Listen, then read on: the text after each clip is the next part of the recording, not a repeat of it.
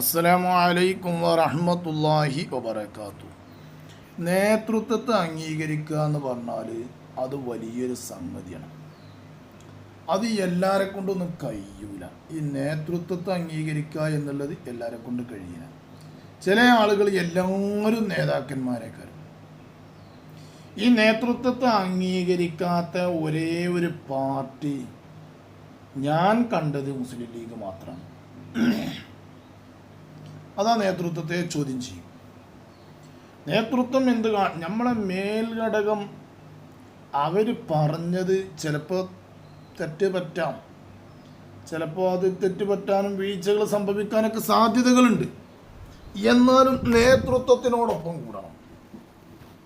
അതാണ് നമ്മളുടെ അണികളുടെ ഇത്. നേതൃത്വമാണ് നമ്മളുടെ വിജയം. നേതൃത്വത്തിന് നമ്മൾ അംഗീകരിച്ചു പോകണം. അതൊരിക്കലും അംഗീകരിക്കാൻ കഴിയാതെ സ്വയമായിക്കൊണ്ട് ഞങ്ങൾ ചെയ്യുന്നത് തന്നെയാണ് എന്നുള്ള ഒരു വട്ടവും വാശിയിലും ഉള്ള ഒരു പാർട്ടിയായിട്ടാണ് ഞാൻ ലീഗിനെ കാണുന്നത് കേട്ടോ. ഞാൻ കാണുന്നത് എന്ന് പറഞ്ഞ് കാണാനുള്ള കാരണവും ഒരുപാടുണ്ട്. വളാഞ്ചേരിയിൽ കഴിഞ്ഞ പ്രാവശ്യം ഇന്ന് സമസ്തയിൽ പ്രായം ചെന്ന ഒരു പണ്ഡിതനാണ് MT ഉസ്താദ്. അതുപോലെ പട്ടിക്കാട് ജാമ്യയിലുണ്ടായിരുന്ന ഒരു ഫൈസി ഉസ്താദ്. അവരോടൊക്കെ കൈ ചൂണ്ടി, അവരുടെ മുഖത്തേക്ക് കൈ ചൂണ്ടി അവരെ തടഞ്ഞു നിർത്തി സംസാരിക്കാൻ കഴിവുള്ള ഒരു ടീമാണ് അവർ മുസ്ലിം ലീഗ്. അത് ആരോടും അവർ ചെയ്യും. അത് അവരെ കൊണ്ട് ഇതിന് കഴിയും. അതിൽ യാതൊരു തർക്കമല്ല. അതിന് അവരെ കൊണ്ട് കഴിയും. അങ്ങനെയാണ് അവരുടെ കാര്യങ്ങൾ.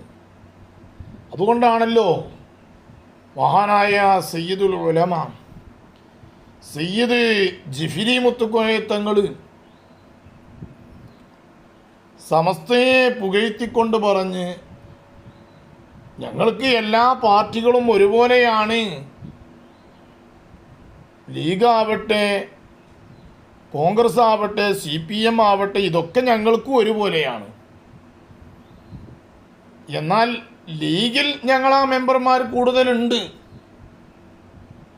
എന്നുള്ളത് ഞങ്ങൾക്കറിയാം എന്നുള്ള ഒരു വിഷയം വരെ പറഞ്ഞിട്ട് കോഴിക്കോട് കടപ്പുറത്ത് ജിഫിരി തങ്ങൾക്ക് നേരെ പ്രകടനം വിളിച്ച ആളുകളാണ് ആര്? മുസ്ലിം ലീഗ്.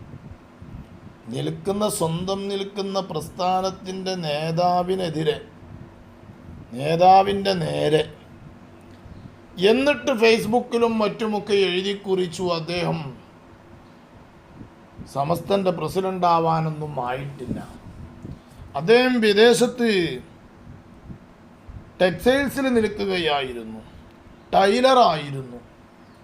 ഇങ്ങനെ പലതും എഴുതി കുറിച്ച് പരിഹസിച്ച ഒരു ടീമാണ് മുസ്ലിം ലീഗ്. എന്നാൽ ഇതിൻ്റെ മുമ്പ് ഇന്ന് ഫേസ്ബുക്ക് എടുത്ത് നോക്കിയപ്പോൾ കണ്ടപ്പോൾ, ഞാനത് വീഡിയോയിൽ കൊടുക്കുന്നില്ല, കണ്ടപ്പോൾ ദുഃഖം തോന്നിപ്പോയി. കാന്തപുരത്തിൻ മയ്യത്ത് എന്ന് പറഞ്ഞ് കഴിഞ്ഞ ഇലക്ഷനിൽ ഷെയ്ഖുന സുൽത്താനുൽ ഉലമ കാന്തപുരം ഉസ്താദിൻ്റെ മയ്യത്താണെന്നും പറഞ്ഞ് വലിയ ഒരു മയ്യത്ത് ഉണ്ടാക്കിയിട്ട് അതിൻ്റെ മുകളിൽ AP ഉസ്താദിൻ്റെ ഫോട്ടോ വെച്ചുകൊണ്ട് നടക്കുക. ഇതും നടക്കുന്നത് ആരാണ്? അതും ലീഗാണ്. അഥവാ ലീഗിൻ്റെ പ്രത്യേകത, അവരാദ്യം സ്ഥാനം പിടിക്കുക പള്ളി, പിന്നെ മദ്രസ. ഇങ്ങനെ മദ്രസയിലും പള്ളിയിലുമൊക്കെ അവർ സ്ഥാനം പറ്റിക്കൊണ്ടുള്ള പരിപാടികളാണ് അവർ നടത്തുക. അതിൽ അവിടെ ഏത് കൊലകൊമ്പനാണെങ്കിലും ആരോടും ഏത് നിലക്കും സംസാരിക്കും ചെയ്യും. വെറുതെ പറയല്ല, MT ഉസ്താദിനോട് പെൺകുട്ടികൾ വരെ കയറി സംസാരിക്കുന്ന സംസാരം ഒന്ന് കേട്ടു നോക്കൂ.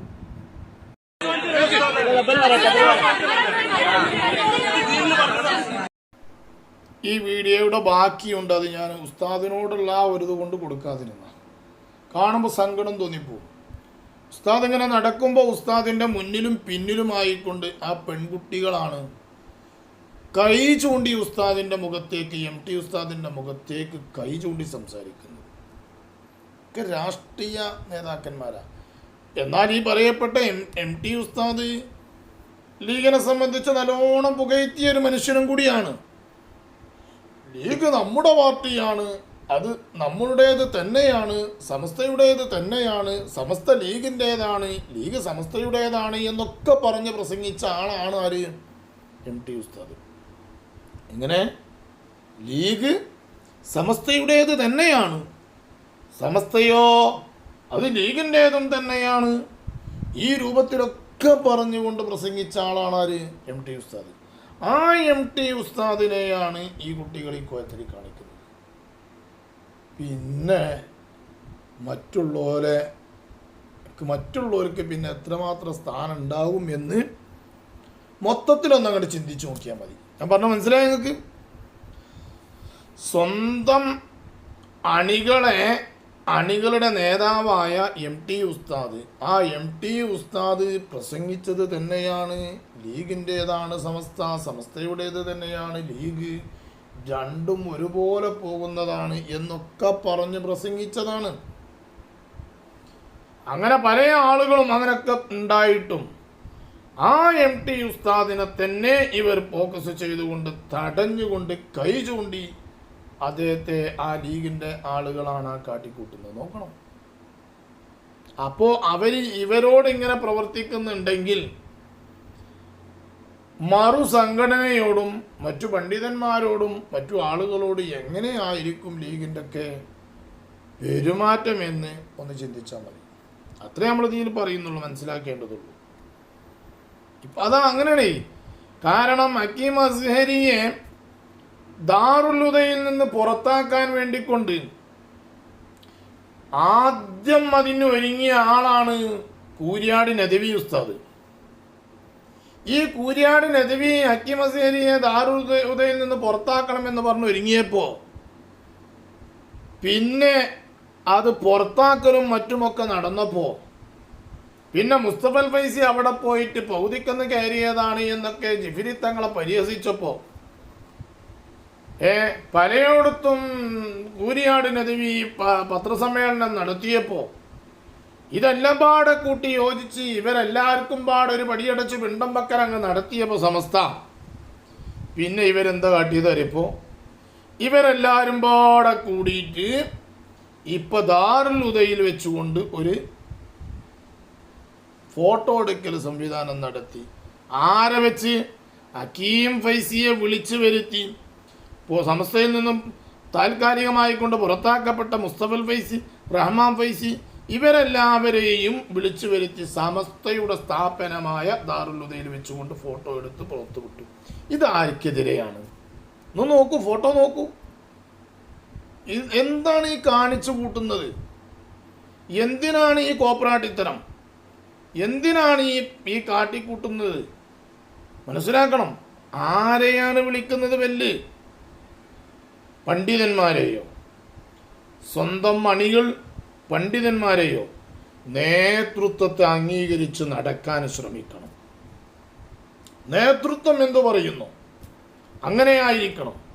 അതല്ലെങ്കിൽ കോൺഗ്രസ് പാർട്ടി കാട്ടുന്നത് പോലെ കണ്ടില്ലേ, പത്രസമ്മേളനം നടത്താൻ വേണ്ടിക്കൊണ്ട് സതീശൻ പോയി കുത്തിരുന്നപ്പോൾ മറ്റേ ആൾ മൈക്ക് അടിച്ച് ഞാനാ വർത്താനം പറയും, ഇജല്ല പറയണ്ടേ, ഞാനാ പറയേണ്ടത്, ഈ കോലത്തിലായി പോകും.